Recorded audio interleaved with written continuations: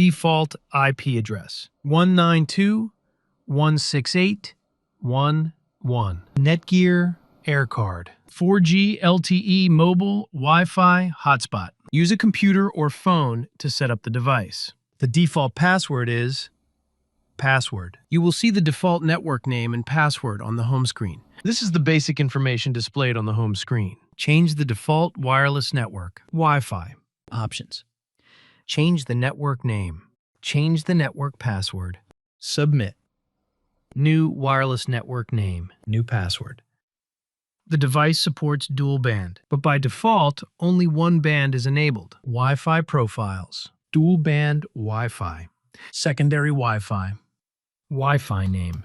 Main network. Secondary network. You will notice a difference in connection speeds between them. With the default wireless network, the maximum speed is 150. With the secondary wireless network, the maximum speed is 300.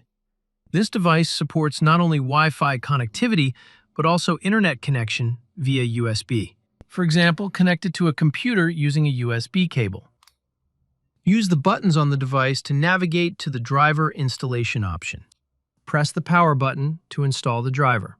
Driver installation. Connect the computer and the device using a USB cable.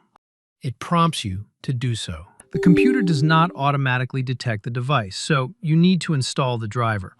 Install the driver on the computer. Install. Finish. While sharing the internet via USB, it also shares the connection with other devices via Wi-Fi. The device has an interesting feature called IP pass-through. It assigns a public IP address directly to your computer and disables Wi-Fi. This method is ideal if you want to use the computer as a VPN server or a file server. Another method of sharing the internet is to use a router. This is a router that supports internet connectivity via USB. You connect them to each other using a USB cable. The Netgear AirCard shares internet access with the router via USB. It works just like sharing internet from an Android phone to a router using a USB cable. The blinking status LED can sometimes be annoying. That is why it allows you to turn off the LED if you want. Settings. Device LED. Hotspot. Submit. Multiple simultaneous connections can cause an unstable internet connection. You can hide the password on the home screen to limit internet sharing. Both the name and password are now hidden. And finally, here is how to restore factory settings. Press the two buttons on the device. Thanks for watching. Don't forget to check out other interesting videos on my channel. Factory reset.